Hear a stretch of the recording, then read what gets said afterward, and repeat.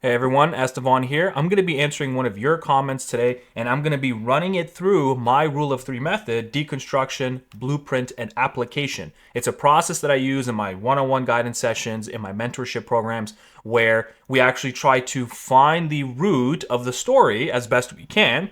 Therefore, we can build awareness around it, build acceptance, and then actually move towards integration and then rewriting the story. Therefore, then we can be the authors of our own destiny. So let's get right into it. Hey Estevan, I've been sitting with something since watching your videos on loss and self-discovery. I feel like I've outgrown the people and places in my life, but every time I try to step away, I get hit with this huge wave of guilt, like I'm abandoning them or betraying some unspoken loyalty. How do you move towards your truth without feeling like you're breaking something you can't fix? Very good. Thank you for sharing. I really appreciate it.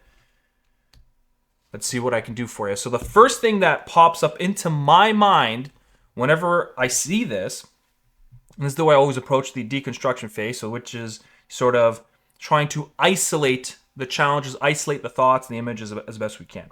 And so the first thing I'm noticing is guilt. When I hear guilt, I hear that I did something wrong. There's something I went against the norm or went against a particular morality. Especially because the next sense, like I'm abandoning them or betraying some unspoken loyalty. So there seems to be an air of not clear, full transparency. What that also tells me, if I were to trail down the guilt, so if I were to follow down the guilt, my first objective is, what are the images and the thoughts that come up when you experience guilt? If you were to manufacture that feeling right now, what memories, what do you picture? Usually, whenever someone is guilt relating to abandonment or betraying somebody or feeling like they have to stay loyal to them forever, it is usually a conditional love aspect. The conditional love aspect is essentially you have to always be available, you have to always emotionally be available, or you just have to be there all the time around particular individuals or one individual in order for you to feel validated, in order for you to feel accepted and worthy and loved.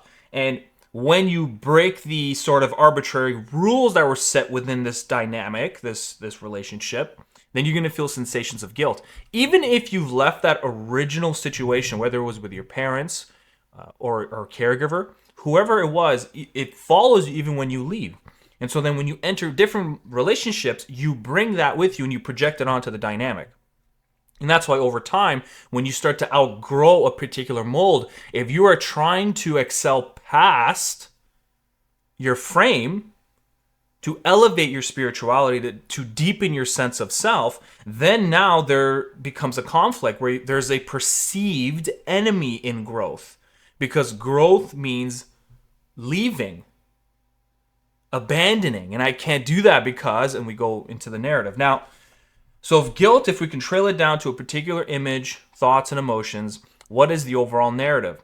And I really wish I can speak to you, but I'm going to make the assumption that it's going to be a conditional love aspect. Often misunderstood is that you don't need to look at this as all or nothing. Always make the first attempt to lay it out. Describe to the people you are with that you value their time and you value their companionship, where it is that you're at. How are you feeling? Where are you wanting things to go? Loyalty has to be a two-way exchange. It can't just be you devoting yourself 100% and the other individual is only at 50, only at 60. They're getting comfortable in seeing your complex activated. They don't know exactly, maybe, or maybe they do, I'm not sure. And they want to keep that around because then it validates themselves. That is not your role. That is not your duty to fulfill. Your duty is to expand your own sense of self, to deepen your understanding and expand your own consciousness. That is what your goal is in this case. And so it has to be two-way exchange. Let them know what's happening, where you want things to go. If there was some deep loyalty there, mutual loyalty, there'll be understanding. And you can have what you want while still maintaining the relationship. However, regardless of what you do, there is an element of change that has to happen. The old narrative of conditional love, through giving myself more than what is fair to me, if you have been operating under that story, you have been then grounding your life around that story. Your ritualistic patterns with individuals or wherever that complex is attached to is now grounded, and you have routines there. So if you want to escape that pattern, you have to break that. And so there will be loss, but don't think of it as losing something. Think of it more as you're gaining something. And what are you gaining? You're gaining a more integrated self.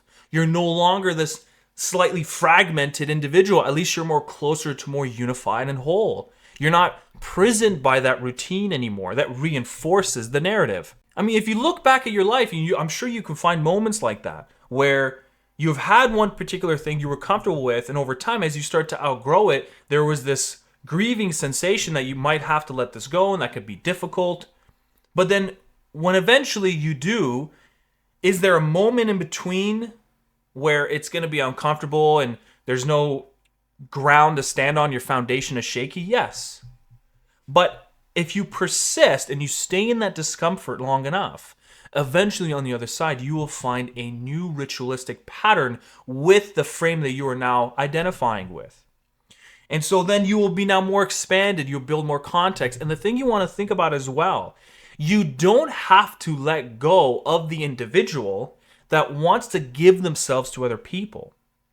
That is a part of you. The complex that feels this conditional love where I have to do X in order to receive Y, that part that desires to give can remain. The only thing you change is you are now elevating yourself to understand there has to be boundaries. There has to be limits to what you're doing now. And so that is what a form of integration is. It isn't now completely letting go of your ability to give. That's what makes you you. That's what makes you unique. The very pains we exist with have in them the nuggets of wisdom and power and unifying your sense of self.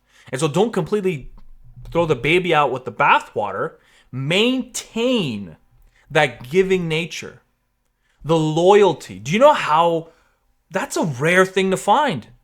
Keep the loyalty, set the boundary.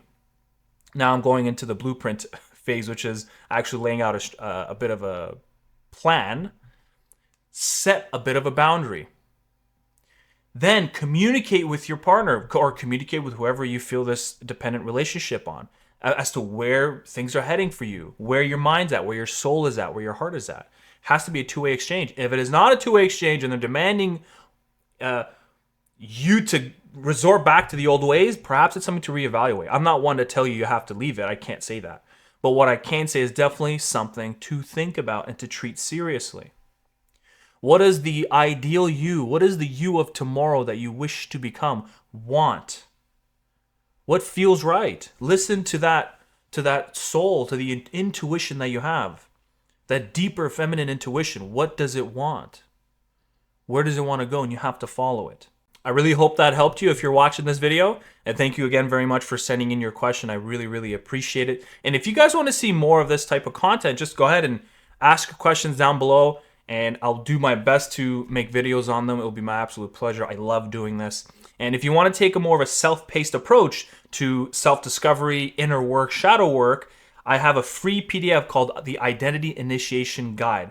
It's a walkthrough. It's a system that I did for myself, and I really believe it's going to do wonders for you. So go ahead and download it absolutely for free. And of course, doing this alone is very difficult. And if you want me to do this practice on you, my Rule of Three method, the deconstruction, blueprint, and application, you can go ahead and book a one-on-one guidance session with me. I will absolutely love to share space with you. It'll be my honor. And then, of course, secret project in the works and figuring out the kinks, tightening things up. I want to make sure that it's something you guys actually really want. And I believe it is. I believe it's something that I would have wished I had. It's something I wish I was having access to. And I'm beyond excited. I'm just going to leave it there. I might even just drip new editions maybe every week, especially because I record five videos a week. Thank you very much, and I'll see you on the next video.